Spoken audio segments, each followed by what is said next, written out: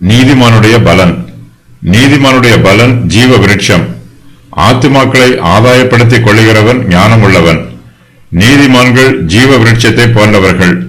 அவர்களிடத்தில் ஆவியின் கனிகள் நிரம்பி இருக்கும். நீதிமான்கள் கர்த்தருக்கு பயந்து ஜீவிப்பார்கள். கர்த்தரிடத்தில் பயபக்தியோடு இருப்பார்கள். தங்களுக்கு சொல்லப்படும் ஆலோசனைகளையும் புத்திமதிகளையும் கடிந்து கொள்ளும் வார்த்தைகளையும் அப்படியே ஏற்றுக்கொள்வார்கள். இவர்கள் இந்த பிரபஞ்சத்தில் வாழ்ந்தாலும் இவர்கள் இந்த பிரபஞ்சத்திற்கு உரியவர்கள் அல்ல. இவர்களிடத்தில் உலக சிநேகம் காணப்படாது. பரலோகமே இவர்களுடைய இலக்கு. அதுவே இவர்களுடைய வாஞ்சை. பரலோகமே இவர்களுடைய நித்திய வாசஸ்தலம். நீதிமான்கள் கர்த்தருடைய சமூகத்தில் விழித்திருந்து ஜெபிப்பார்கள். இவர்கள் கர்த்தருடைய சமூகத்தில் நெருங்கிய ஐக்கியத்தில் இருப்பார்கள். ஜீவ விருட்சத்தின் கனி மனுஷருக்கு ஜீவனை கொடுக்கும்.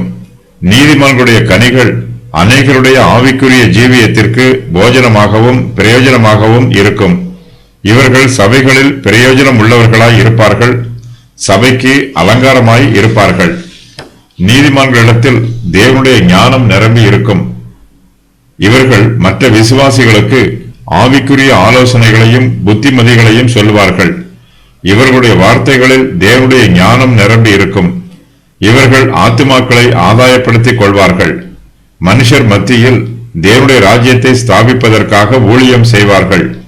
ஆத்தும ஆதாயம் செய்கிறவர்களுக்கு தேவனுடைய ஞானம் தேவைப்படுகிறது. ஆத்துமாக்களோடு எப்படி பேச வேண்டும், அவர்களுக்கு சத்தியத்தை எப்படி விவரித்து சொல்ல வேண்டும் என்பதெல்லாம் தெரிந்திருந்தால்தான் ஆத்துமாக்களை ஆதாயம் பண்ண முடியும். ஆத்துமாக்களை ஆதாயப்படுத்திக் கொள்ளுகிறவர்கள் ஞானம் உள்ளவர்கள்.